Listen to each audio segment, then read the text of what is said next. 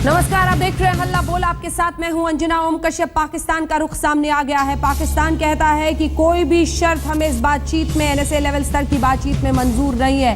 पाकिस्तान ने यहां तक कहा है कि हम हुर्रियत से बात करना चाहते हैं, हमें भारत आश्वासन दे कि वो कश्मीर के नेताओं को, हुर्रियत नेताओं को वो कश्मीर के नेता के रूप में मान रहा है। कहता है कश्मीर के नेताओं को नहीं रोका जाएगा बातचीत से।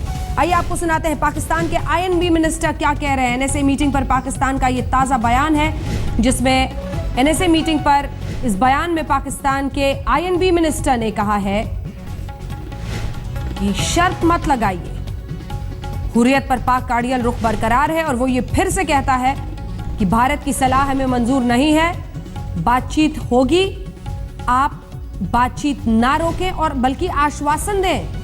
आश्वासन मांग रहे हैं पाकिस्तान के INB मिनिस्टर। उनका कहना है कि मुलाकात में कोई दखल नहीं, इस बात का आश्वासन दे भारत। कहते हैं कई बार हिंदुस्तान गेंद उठाकर पॉकेट में रख लेता है। बहरहाल आपको हमने बता दिया है कि क्या है इनकी राय। पाकिस्तान का रुख आ गया है, लेकिन इस बीच कौन से हैं वो बड़े सवाल जिन्हें आज हम उठाएंगे हल्ला बोल में। कई खास मेहमान हमारे साथ भारत और पाकिस्तान से इन मुद्दों पर जुड़ेंगे। आतंक पर ठोस सबूतों के चलते बातचीत से क्या डर रहा है पाकिस्तान? हुर्रियत को मोहरा बना के ये जो ड्रामा रच रहा है पाकिस्तान, उसका अर्थ क्या है? बातचीत तोड़ने को लेकर पाकिस्तान पर क्या फौज का दबाव है? क्या फौज यानी सेना और ISI के दबाव में आकर पाकिस्तान एन वक्त पर यह पेंच डाल रहा है? हुर्रियत के बहाने पाकिस्तान की बातचीत टालने की कोशिश है क्या? क्या ईमानदार नियत है भी पाकिस्तान की इस बातचीत की तरफ? पाकिस्तान को बैकफुट पर लाना मोदी सरकार की कूटनीतिक जीत मानी जाएगी क्या? क्योंकि ये बहुत बड़ा सच पाकिस्तान का सामने आ रहा है। क्या पाकिस्तान एक्सपोज हो रहा है? अविश्वास के माहौल में बातचीत से आखिर क्या हासिल होगा? क्या मतलब है इस बातचीत के? क्योंकि हिंदुस्तान बात करेगा तो आतंकवाद पर ही करेगा और यहीं से पूरी चर्चा आगे बढ़ेगी। अब पाकिस्तान को तय करना है कि आखिर इस बातचीत से क्या हासिल होने वाला है। और हमारा डॉसियर, वो तमाम सबूत हम आपको दिखाएंगे ग्राफिक्स और एनिमेशन के जरिए जो हिंदुस्तान के पास है। पता चल चुका है पाकिस्तान को कि ये सबूत है भारत के पास और शायद इसीलिए वो बैकफुट पर है, पीछे भागता हुआ दिखाई दे रहा है। 3 खास मेहमान फिलहाल हमारे साथ जुड़े हैं। सुधांशु त्रिवेदी जी, प्रवक्ता भारतीय जनता पार्टी के, हमारे साथ जुड़ गए हैं।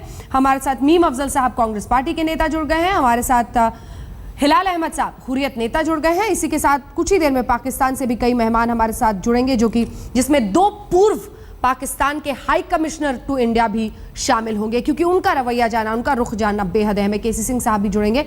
लेकिन सबसे पहले आपके पास आते हुए सुधांशु त्रिवेदी जी, ये सच है कि हिंदुस्तान के नजरिए से देखें तो एक एक कदम पर पाकिस्तान ही एक्सपोज हो रहा है अपनी इन करतूतों से। लेकिन क्या जिस तरह से ये फ्लिप फ्लॉप रवैया आपका रहा है वो अपने आप में कई सवाल खड़े नहीं करता है? कभी आप हुर्रियत नेताओं को नजरबंद करते हैं, फिर PDP यानी महबूबा मुफ्ती के दबाव में आकर उनको रिहा कर दिया जाता है। उधर कभी आप कहते हैं कि आतंकवाद पर ही बातचीत करेंगे, डॉसियर का हिस्सा सामने आ जाता है, पाकिस्तान को ड्रामे करने का वक्त मिल जाता है, मुद्दा मिल जाता है। फ्लिप फ्लॉप आपकी नीति कही जा रही है। देखिए, हमारी नीति में किसी भी प्रकार का कोई फ्लिप फ्लॉप नहीं है। हमारी नीति बिल्कुल स्पष्ट है। हम पाकिस्तान के साथ बातचीत की एक ईमानदार पहल चाहते हैं, मगर भारत के राष्ट्रीय सुरक्षा, स्वाभिमान और अस्मिता पर किसी भी प्रकार का समझौता किए बगैर। आप ही देखिए आज डिस्कशन किस बात पे हो रहा है कि हुर्रियत नेताओं को गिरफ्तार करके जल्दी छोड़ा क्यों गया। यानी विषय हुर्रियत नेताओं की गिरफ्तारी है, ना कि हुर्रियत नेताओं की सहूलियतें जो किसी जमाने में उन्हें मिलती थी। और बाकायदा हिना रब्बानी खान जब भारत के दौरे पे आई थी तो यह निर्देश रहता था कि हुर्रियत के नेताओं की उनके साथ विधिवत व्यवस्थित ढंग से बात कराई। हुर्रियत नेताओं को इतना तवज्जो देना सही फैसला था? का वार्ता का बिंदु क्या था? हुर्रियत नेताओं को तवज्जो देना सही फैसला था? छोटा सा जवाब इस पर। हुर्रियत नेताओं को इतना तवज्जो देना उनका मैं ये कह रहा सही हूं फैसला था कि हमारा एकदम स्पष्ट मानना है कि हुर्रियत को यदि बात करनी है तो बात भी यदि आवश्यक लगता है तो अंडर सर्टेन कंडीशन भारत सरकार से बात करे। पाकिस्तान यदि बात करना चाहता है तो ठीक है। सुधांशु जी, किसी वजह से आपकी आवाज कट रही है। फारूक अब्दुल्ला साहब हमारे साथ। फारूक अब्दुल्ला साहब पूर्व मुख्यमंत्री जम्मू कश्मीर के, इस वक्त सीधे जुड़ रहे हैं नेशनल कॉन्फ्रेंस के नेता। फारूक अब्दुल्ला साहब, बहुत बहुत शुक्रिया आपका हमसे बातचीत करने के लिए। मेरा पहला सवाल आपसे यही, ये जो पूरा बवाल पाकिस्तान और भारत के बीच NSA स्तर की बातचीत पर बवाल मच रहा है, भूल अगर सरकार से कुछ हुई है कहां पर, कौन सा आपको लगता है, क्या भूल हुई है, क्यों इस तरह की परिस्थिति पैदा हुई? अपना नंबर दे दो यार जरा। फारूक साहब। पहली तो सबसे बड़ी भूल ये है कि मुफ्ती साहब ने पहले इनको गिरफ्तार किया और फिर इनको छोड़ दिया 2 घंटे के अंदर। पहली गलती तो ये है। दूसरी गलती ये है कि सरताज अजीज साहब को दिल्ली आना है हिंदुस्तान के नेशनल सिक्योरिटी एडवाइज़र से मिलने टेररिज्म के खिलाफ, आतंकवाद के खिलाफ, और ये फैसला न्यूयॉर्क, ये मॉस्को में हुआ था जी। उस वक्त कोई हुर्रियत की बात नहीं थी, मगर अब इसको इतना उछाला गया है हाँ। कि अल्लाह ही जानता है कि ये मीटिंग होगी भी या नहीं होगी, और क्या इस मीटिंग से कुछ निकलने वाला था या नहीं निकलने वाला था वो तो वही जानता है। मगर मुझे यकीन नहीं था कि इससे कुछ निकलेगा। मगर एक बातचीत होती, हमें भी पता लगता कि ये जो हमारे बॉर्डर पे लोग मर रहे हैं, पूरे इंटरनेशनल बॉर्डर पे और पूरा राजौरी पुंछ, ये बंद हो जाता किसी तरीके से, क्योंकि हमारे गरीब मर रहे हैं, औरतें, बच्चे, बूढ़े, तो ये कब तक चलेगा? तो अब जो ये इशू कर दिया गया है, मेरी तो ये ख्वाहिश है कि अगर इन बातों को आगे चलना है तो हुर्रियत को भी अपना दिल जरा बड़ा करना चाहिए, बहुत बड़ी और उन्हें ये कह देना चाहिए पाकिस्तान हाई कमीशन को कि साहब इस दफा हम नहीं आएंगे, क्योंकि आप पहले ये बात कर लीजिए, उसके बाद जब सरताज अजीज साहब कभी फिर आए हम उनसे मिल लेंगे, मगर हमें इशू मत बनाइए कि हम इन बातों को तोड़ने के लिए हैं। ये बहुत अच्छा हो जाता, बातें भी चलती, हमें भी पता लगता कुछ निकलेगा या नहीं निकलेगा। ये बहुत महत्वपूर्ण है। आप कह रहे हैं कि हुर्रियत इस बार स्टैंड ले, हुर्रियत मना करे पाकिस्तान को और कहे कि इस दफा हम आपसे बातचीत नहीं करना चाहते हैं। आप दोनों देशों के बारे में बातचीत हो रही है, चुनी सरकारों की, आप बात कीजिए, हम अलग से आपसे मुलाकात करेंगे। अब 2 सवाल, या तो भारत पाक को लेकर ये जो पूरा मसला है उसमें क्या भारत सरकार का हुर्रियत को लेकर रवैया है वो आप गलत ठहरा रहे हैं, तवज्जो देना हुर्रियत को गलत फैसला था, या दूसरी तरफ हुर्रियत ये तय करे कि इस बार हम बात नहीं करेंगे? एक कदम कम से कम इतने लंबे वक्त तक परेशान किया है, कम से कम एक ये अच्छा काम कर दें।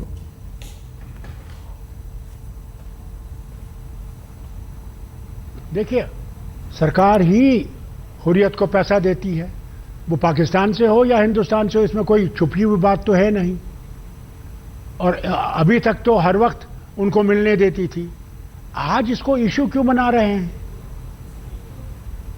क्या वो बात नहीं करना चाहते?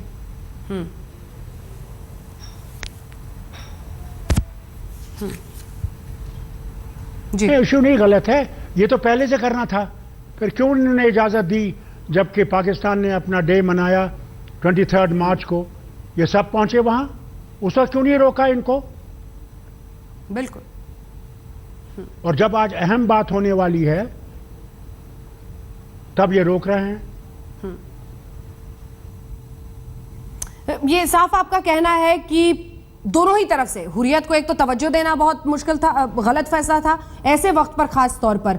एक और सवाल आपसे जल्दी से मैं लेना चाहती हूँ। ये सरकार का कहना है कि हमारे साथ सुधांशु त्रिवेदी जी, वो कह रहे हैं कि फ्लिप फ्लॉप कुछ नहीं है, ये हमने सख्ती इस बार अपनाई है, हमने कहा है कि बात होगी तो आतंकवाद पर होगी और नजरें मिलाकर होगी और आपको जवाब देना होगा। ये ट्रांजिशन है क्या वाकई?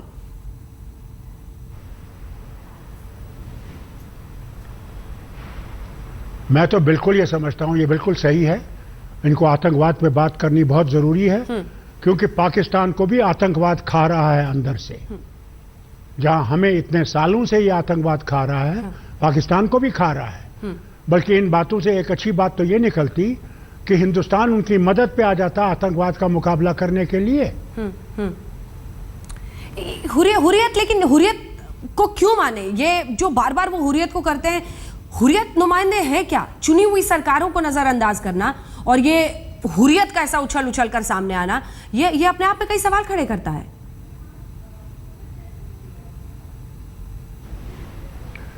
देखिए, मेरा स्टैंड तो यह है कि बातचीत होनी चाहिए, मगर मैं नहीं जानता हूं कि हुर्रियत से वो क्या करेंगे, क्योंकि पाकिस्तान समझता है कि कश्मीर को रिप्रेजेंट करता है सिर्फ हुर्रियत, जो बिल्कुल गलत है। एक इलेक्शन उन्होंने नहीं लड़ा तो कहां से रिप्रेजेंट करती है कश्मीर को, जम्मू कश्मीर और लद्दाख को? ठीक है। ठीक है, बहुत बहुत शुक्रिया हमारे साथ बने हुए। आप बने रहिएगा सर हमारे साथ। एक दो सवाल और इस वक्त हैं, लेकिन कई सारे और भी मेहमान हमारे साथ इस पूरी चर्चा में जुड़ रहे हैं। हिलाल अहमद साहब, में मीम अफजल साहब, उसके बाद मैं फौरन आपके पास आऊंगी। हिलाल अहमद जी, मैं चाहती हूँ कि आप फारूक अब्दुल्ला जी की बात का जवाब दें। वो साफ कह रहे हैं कि जम्मू कश्मीर के नुमाइंदे आप नहीं हैं, वहां की चुनी हुई सरकारें हैं। ऐसे में बड़ा सवाल है कि ये जो आप लोग क्यों नहीं ऐसा कदम उठाते कि आप मना कर दें पाकिस्तान को कि सरकारों के बीच में बातचीत हो रही है, बातचीत की टेबल पर आइए और आतंकवाद पर जवाब दीजिए। क्यों नहीं ऐसी ईमानदारी आप दिखा सकते हैं? जी, सबसे पहले मैं फिर से हुर्रियत की तरफ से हिंदुस्तान और पाकिस्तान के दरमियान जो मुज़ाकराती अमल शुरू हुआ है उसे खैर मकदम करूंगा और फिर से अपनी बात दोहराऊंगा कि पाकिस्तान ने जो हुर्रियत को जो दावत दी है उससे ये बात साफ हो गई कि अगर हिंदुस्तान और पाकिस्तान के दरमियान कोई तनाज़ा है, that is the Kashmir dispute only which is the bone of contention. Regarding हम फारूक साहब कह रहे हैं कि डिस्प्यूट नहीं है, उनके अपने बच्चे ने जब चीफ मिनिस्टर कई दफा कहा है Kashmir is a disputed territory, उनके अपने बेटे ने एज ए चीफ मिनिस्टर हैसियत से कहा है कि Kashmir is a disputed territory. चलिए हिलाल अहमद साहब, आपके पास मैं लौटूंगी, आपके साथ लौटूंगी। आपकी सुई कहाँ अटकी हुई है इसको देश जानता है। आप बने रहिए हमारे साथ। हिलाल अहमद साहब हुर्रियत नेता हमारे साथ है, लेकिन जो मेहमान अब हमारे साथ सीधे पाकिस्तान से जुड़ गए हैं उनका स्वागत करते हैं। बहुत बहुत शुक्रिया आपका। अशरफ जहांगीर काजी साहब हमारे साथ जुड़ गए हैं, जो कि पूर्व पाक हाई कमिश्नर है भारत के लिए, और अजीज अहमद खान साहब, ये भी पूर्व पाक हाई कमिश्नर टू इंडिया, हमारे साथ दोनों ही जुड़ गए हैं। कुछ ही देर में हमारे साथ सादिया एस खान भी जुड़ेंगी, जो कि पीएमएल की नेता हैं।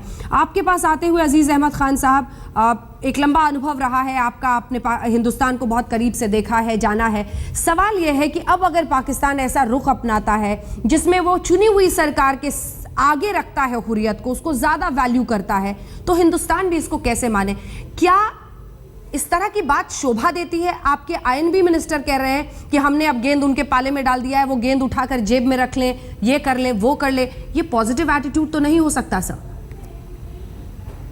देखिए, पॉजिटिव एटीट्यूड ये है कि हर चीज़ के ऊपर गुफ्तगू होनी चाहिए और जो चीज़ भी एक इशू है उसको डिस्कस करना चाहिए। हुर्रियत के साथ आज नई बात नहीं है पाकिस्तान का मिलना, पिछले 10-12 साल से हम मिल रहे हैं हुर्रियत के साथ। बल्कि एनडीए की जो पिछली हुकूमत थी उन्होंने भी हुर्रियत के लीडर्स के साथ बातचीत की थी, और आपको पता है कि हुर्रियत के साथ उनके कॉन्टैक्ट थे। जो वाजपेयी साहब की सरकार थी जिस ज़माने में, उन्होंने भी हुर्रियत के साथ बातचीत की है। तो उसमें हुर्रियत से मिलना कोई ऐसी गलत बात नहीं है, और बल्कि इसको आप लोगों को चाहिए कि इस चीज़ को वेलकम करें, क्योंकि अगर हम हुर्रियत के साथ बातचीत कर रहे हैं तो वो भी एक मसला हल करने की तलाश का एक हिस्सा है और एक बड़ा ज़रूरी हिस्सा है। अगर आप मसले का हल चाहते हैं तो फिर सर, आपको रोकते हुए, आपको टोकते हुए मैं जरूर बोल रही हूं, लेकिन एक सवाल है, ये 10 साल पीछे में अगर सुई अटक कर रहेगी तो बात आगे बढ़ेगी नहीं। जम्मू कश्मीर ने और वहां की जनता ने चुनी हुई सरकारों में, चुनाव में, पूरे भारत में जितनी वोटिंग नहीं होती है उससे ज्यादा लोग निकलते हैं जम्मू कश्मीर में वोट डालने, क्योंकि वो लोकतंत्र में भरोसा रखते हैं, चुनी हुई सरकार को सामने लाना चाहते हैं। हुर्रियत और हुर्रियत जैसे तमाम अलगाववादी नेता वहां ऑब्सोलीट हो गए हैं, उनकी दुकान बंद हो चुकी है। वो निजी फायदे के लिए सिर्फ इस परेशानी को जिंदा रखना चाहते हैं। क्या इस बात का एहसास पाकिस्तान को नहीं होना चाहिए? एक छोटा सा जवाब सर, फिर ब्रेक पर जाएंगे। अगर वो आपको लगता है कि ये ऑब्सोलीट हो चुके हैं तो फिर आपको फिक्र ही नहीं करनी चाहिए, मिलने दें हमें। नहीं, फिर इतने महत्वपूर्ण दिन उनको बुलाने की जरूरत क्या पड़ गई? नहीं, जरूरत है। हमारी नजर में वो ऑब्सोलीट नहीं है, हमारी नजर में वो एक बहुत इंपॉर्टेंट प्लेयर हैं, बल्कि ताकि सियासत उबलती रहे, सेक्शन ऑफ कश्मीर को रिप्रेजेंट करते हैं सर, ताकि सियासत उबलती रहे। हम अवलीन फ्रीक है। Kashmir is the principal party to the Kashmir dispute. You cannot do anything. Peace is and war cannot be avoided without talking to Hurriyat, without talking to Pakistan. You have to resolve the Kashmir dispute. हिलाल साहब, आप बहुत तेजी से अंग्रेजी बोल रहे हैं, हम लोग समझ नहीं पा रहे। थोड़ा सा रुक जाइए। जब दो लोग बात कर रहे होते हैं तो ये बेसिक कर्टसी है कि जरा इंतजार करना चाहिए। आपके पास हम अवलीन फ्रीक है, बस यही मैं कह रहा हूँ। हुर्रियत का वजूद हिलाल साहब,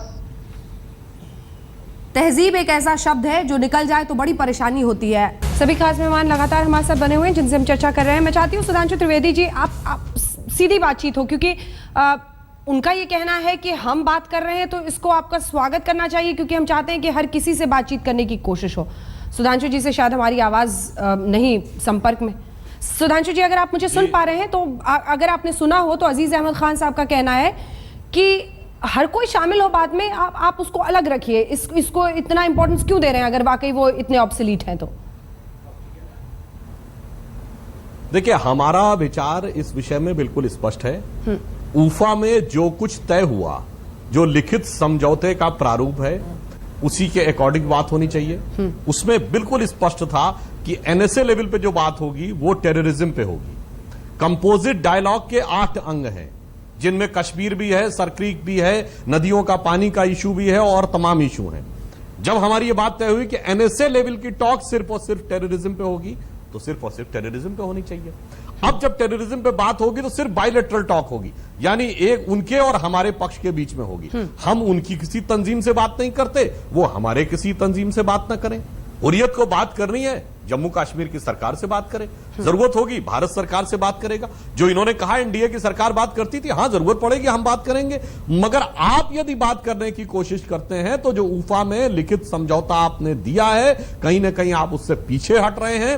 और पाकिस्तान की मुसलसल ये नीति रही है। समस्या पाकिस्तान के साथ क्या हो जाती है, 1 step forward, 2 step backward and the situation becomes awkward. ठीक है, अशरफ जहांगीर काजी साहब, मैं चाहती हूँ आप इसका जवाब पाकिस्तान के पाले में। जी, मैं चाहती हूँ अशरफ जहांगीर काजी साहब आप इसका जवाब दें। जी, वो ऊफा में तो दोनों साइड्स ऑल आउटस्टैंडिंग इश्यूज को डिस्कस करने पे मुत्तफिक हुए। और दूसरी बात मैं ये कहना चाहता हूँ कि हिंदुस्तान और पाकिस्तान के आपस के जो ताल्लुकात हैं, दोनों कंट्रीज़ इंडिया और पाकिस्तान के लिए बहुत ही मुहिम हैं। तो इस तरह ये अगर हिंदुस्तान कोई टेररिज्म या कोई और मुद्दा पे बात करना चाहता है तो ये हमारा फ़र्ज़ बनता है कि उसके ऊपर बातचीत हो। और इसी तरह अगर हम बेहतर ताल्लुकात चाहते हैं और हमारे बेसिक कंसर्न्स कोई भी हो तो उस पर बातचीत करना ज़रूरी है। नहीं तो ये बातचीत का जो सिलसिला ये मस्बत कैसे होगा, पॉजिटिव कैसे होगा, ये फ्रूटफुल कैसे बनेगा।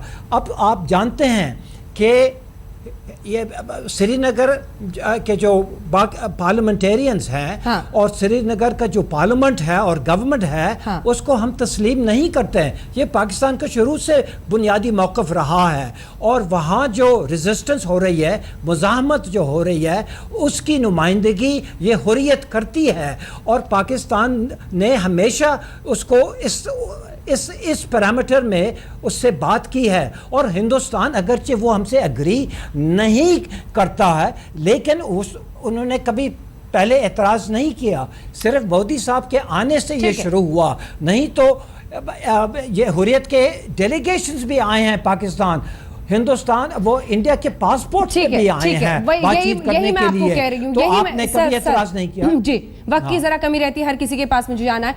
यही दिक्कत है, ये सुई को पीछे अटका के रखना और इस नए हिंदुस्तान को, नए जम्मू कश्मीर को नहीं पहचाना शायद सबसे बड़ी गलती है जो मैं देख पा रही हूं। अजीज अहमद खान साहब, यही परेशानी है। आप हुर्रियत को मोहरा बनाकर रखना चाहते हैं और यही मेरा सीधा सवाल भी है आपसे कि क्या आतंकवाद से पर बातचीत करने से, क्योंकि इस बार हिंदुस्तान पूरे सबूतों के साथ आ रहा है कि गुरदासपुर में जो आतंकी नावेद था उसका घर, पता, ठिकाना सब कुछ हम आपके सामने रख रहे हैं। जो कुछ उसके पास से बरामद हुआ है पाकिस्तान मेक का है, हम आपके सामने रख रहे हैं। सबूतों से डरकर आतंकवाद के मुद्दे पर बात करने से बिदक रहा है, भाग रहा है पाकिस्तान, और इसीलिए हुर्रियत को आप मोहरा बनाना चाहते हैं। क्या जम्मू कश्मीर की आवाम जो वहां पर वोट डालती है उसकी बात मायने नहीं रखती आपके लिए? आपने तो मीटिंग के आउटकम पे ही पूरा फैसला सुना दिया। पहले से ही मीटिंग अभी हुई ही नहीं है।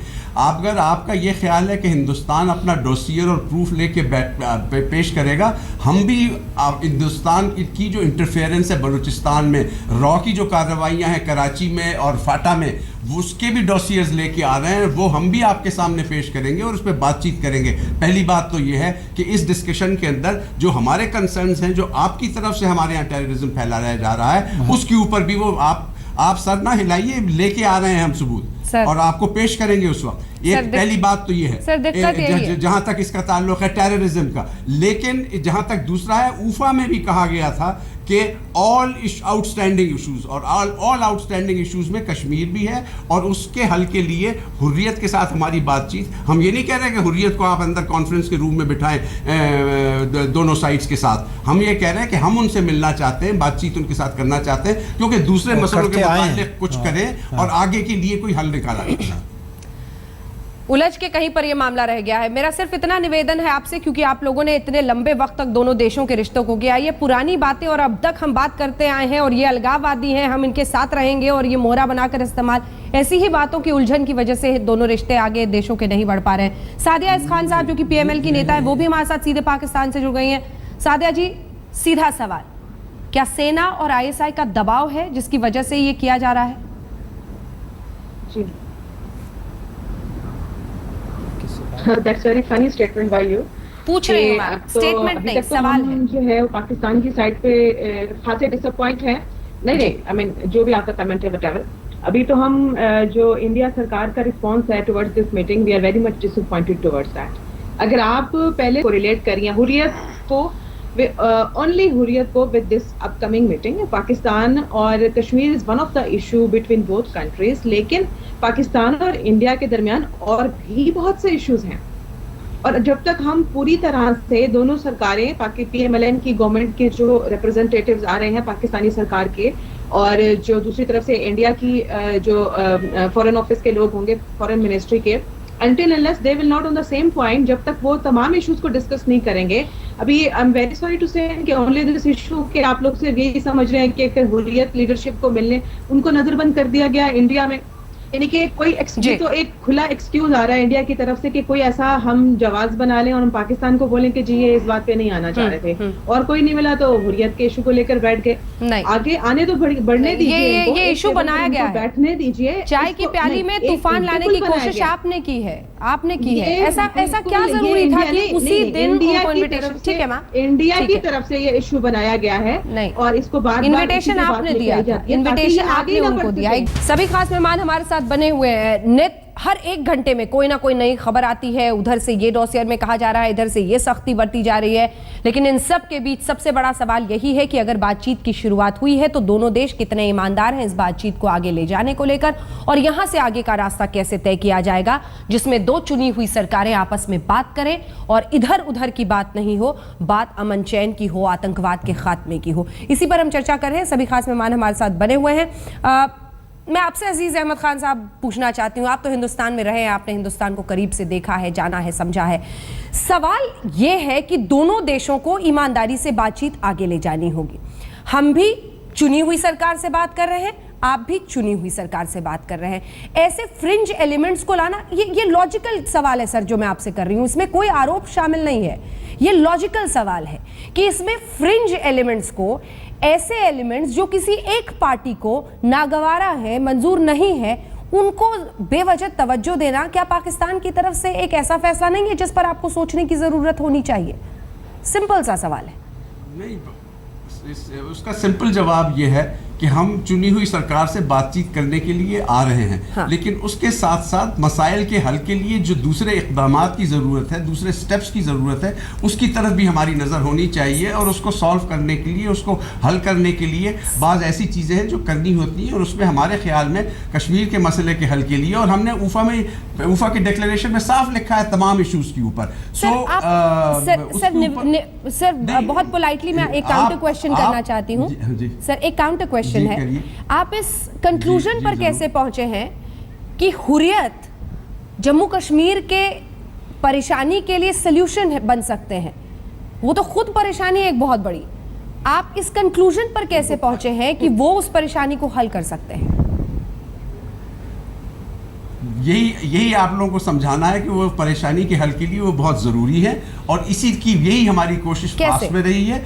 आपने भी आप भी बातचीत करते रहे पास में, और आपका ये कहना कि जी वो पास्ट में ना रहिए, past was future at one time, तो ये तो पास्ट पे जब आप नजर नहीं डालेंगे तो फ्यूचर के हल नहीं निकलेंगे। पर माजी में हिचकोले मारने पे अक्सर लोग डूब जाया करते हैं।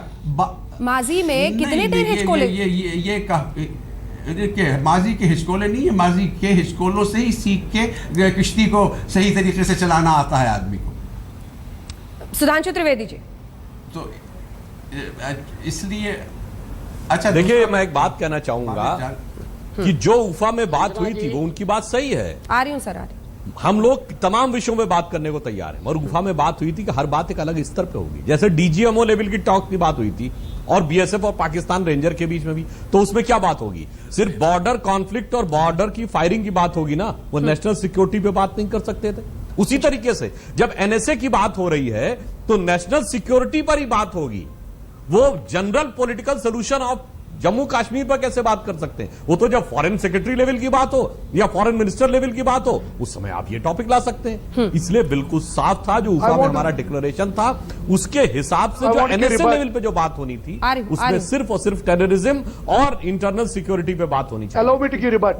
और उसमें अगर आप कोई और चीज लाने की कोशिश कर रहे हैं तो ये कतई नागवार है। ठीक है काजी साहब, चूंकि आप दोनों हमारे साथ सिर्फ 2-3 मिनट और हैं, इसीलिए काजी साहब मैं इस पर आपका जवाब चाह रही थी। जी, एक तो आप कहती हैं कि हमें कोई तीसरा फरीक शामिल नहीं करना चाहिए जिसके बारे में दूसरे किसी फरीक को एतराज़ हो जी। लेकिन इसमें एक खलल है इस आर्ग्यूमेंट में, क्योंकि हिंदुस्तान ये समझता है कि ये जो कश्मीर है इसका हल हो चुका है और हिंदुस्तान का अटूट अंग है, और इसी मौजू पे हमारी बुनियादी इख्तिलाफ है आपसे और शुरू ही से। और इस इख्तिलाफ की बुनियाद पर एक मुज़ाहमत चल रही है बहुत देर से, 60 साल से, और उस मुज़ाहमत को इन प्रिंसिपल हम सपोर्ट करते हैं कि ये करारदादे हैं, इस पर करारदादे हैं बिल्कुल सही और सही स्टेपल वीजा देकर कश्मीरियों को हिलाल साहब नहीं हिलाल साहब अपनी बारी का इंतजार करें। हिलाल साहब डिस्प्यूट, मुझे फिर आपको आपकी तहजीब न याद दिलानी पड़े, मुझे फिर आपको आपकी तहजीब न याद दिलानी पड़े। कश्मीर बीच में मत बोलिए, बीच में मत बोलिए हिलाल साहब। अक्सर कमजोर लोग चीखते हैं, कमजोर लोग अक्सर चीखते हैं। इस डिबेट के अंदर ही ये गलत है। आपको नजर आ मीम अफजल साहब मीम अफजल साहब मीम अफजल साहब मैं ये कह रहा हूँ कि इस डिबेट से ही पता लग रहा है कि हुर्रियत का क्या रोल हो सकता है बातचीत में। बिल्कुल इस डिबेट से ही पता लग गया। अभी जो हिलाल साहब जिस तरह से मदाखलत करके बात कर रहे हैं, इससे ही पता लगता है। मैं बड़ी अहम और बहुत इज्जत के साथ 2 साबिक सफीर यहाँ बैठे हुए हैं पाकिस्तान के, उनसे पूछना चाहता हूँ। आपने फरमाया कि आप समझते हैं कश्मीर के मसले को हल करने में हुर्रियत का कोई अहम रोल हो सकता है। आप तो हिंदुस्तान में रहे हैं, आप क्या मानते हैं कश्मीर में क्या कोई और लीडरशिप नहीं है?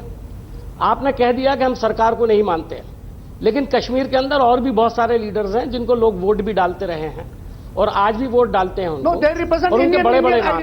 मैं नाम गिनवाता हूँ, अभी आपको गिनवाता हूँ। सुन लीजिए आप सुन लीजिए मेरी बात। आप हिंदुस्तानी हैं, आप पासपोर्ट आपका पासपोर्ट कौन सा है? कौन सा पासपोर्ट है आपके पास? अरे हिलाल साहब, गिलानी साहब ने अपनी देखने के लिए गए तो आपने वीजा पे लिखा है इंडियन है। हमारे पास don't say that you are not a Pakistani, you are not a Pakistani. War situation in India and Pakistan. अगर आप पाकिस्तानी हो तो कहलवाओ पाकिस्तानियों से, क्या आप पाकिस्तानी हो? हिलाल अहमद, मैं अजीज साहब से कहता हूं और अशरफ साहब से पूछता हूं, ये लोग पाकिस्तानी हैं क्या? हाँ, अगर ये हिंदुस्तानी नहीं है तो क्या पाकिस्तानी है? अजीज अहमद खान साहब, आप मीम अफजल साहब के सवाल का जवाब देना चाहेंगे? उनका ये कहना है कि वहां पर तमाम ऐसे नेता हैं जिनसे बातचीत हो सकती है, लेकिन हुर्रियत को वैल्यू करना एक ऐसा नहीं मैं अभी उनको छोड़ दीजिए सर, उनसे बातचीत अंजना जी अभी मैं एक बात अहम बात कहने वाला हूँ। हाँ, जल्दी से आप अपनी बात पूरी करें तो जवाब। कश्मीर को आप एक अलग हिस्सा मानते हैं, हाँ। भारत के मुसलमानों को आप मानते हैं, आप हिंदुस्तान की इलेक्टेड सरकार से बात कर रहे हैं। देखिए, we are a part of this India. हम लोगों से कैसे बात नहीं करेंगे आप? 20 करोड़ लोग, हिंदुस्तान के 20 करोड़ मुसलमानों से पहले पूछना पड़ेगा कि वो सजा भुगत रहे हैं पाकिस्तान बनने की, और मजीद कोई सजा भुगतने के लिए तैयार नहीं है हम। हमसे भी बात करनी पड़ेगी आपको। अजीज अहमद साहब, अगर ये बात करने का मौका दें तो मैं बोलूं ना। बिल्कुल बिल्कुल। अच्छा, मुझे जाना है अब, इसलिए जी जल्दी से आप 2 लाइन में अपनी बात पूरी कर दें। हमारा हिस्सा खत्म कर दें। 2 लाइन में मैं बात पूरी कर रहा हूँ। हिंदुस्तान के मुसलमान दूसरी चीज है, कश्मीर हमारी नजर में डिस्प्यूटेड बिल्कुल नहीं है। कश्मीरी मुसलमान हिंदुस्तानी मुसलमानों का अटूट अंग है, ये भी बता दूं चुप रहे यार आप, ऐसे फजूल में। कश्मीर जो है डिस्प्यूटेड टेरिटरी है, United Nations I am sorry दुनिया ने बल्कि कश्मीरी हिंदुस्तान ने भी मुसलमान तस्लीम किया। is an integral part of Indian Muslims. That is why you are sorry, because you are not recognizing a reality and you refuse to recognize a reality.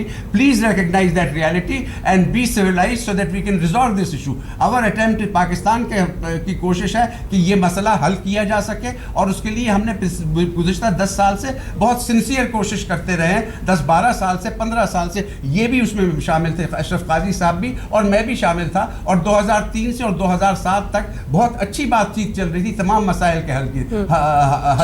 26/11 भी उसी ईमानदार कोशिश का हिस्सा था सर। 26/11 भी उसी ईमानदार कोशिश का हिस्सा था।